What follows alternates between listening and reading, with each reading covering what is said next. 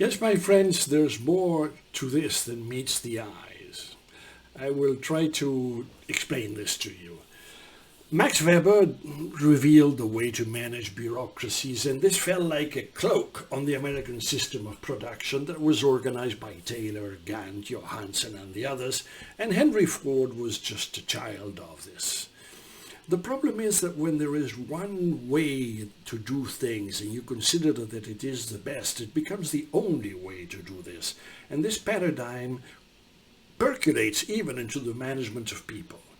And this is why you have templates on how to dress, and people look very much alike.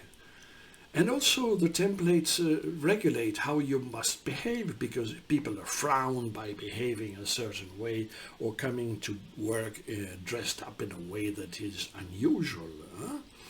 So why is that this happens? Because growing is good. Everybody likes the corporation to grow, because with growth comes more money and more power. But remember, the corporation changes as it grows. It may have been a communal corporation where everybody worked very nice and they were friendly to each other, but it needed to grow, and as it grew, it needed to start a subsidiary somewhere else. And these people had started hiring locals that felt that they were disenfranchised, and they started asking for compensations for doing things like, I'll do this if you give me that. And it's not necessarily money. It may be fringe benefits, it may be power, a corner office or whatever, but it's not the way that creatives behave. The creatives are more geared towards prestige, doing beautiful things or in an innovative way. It's not so much that type of conventional power. But the fact is that as the corporation grows, the technocrats take over, because the growth requires organizational complexity to be managed, and it's not the creatives who can do this, it's the technocrats. So there are more rules to be followed, and of course the rules are so many that they are put into a black book, and the more of those rules, the less freedom there is. And it's the creatives thrive on freedom, not on rules. So when you have more technocrats and more rules, you have fewer creatives.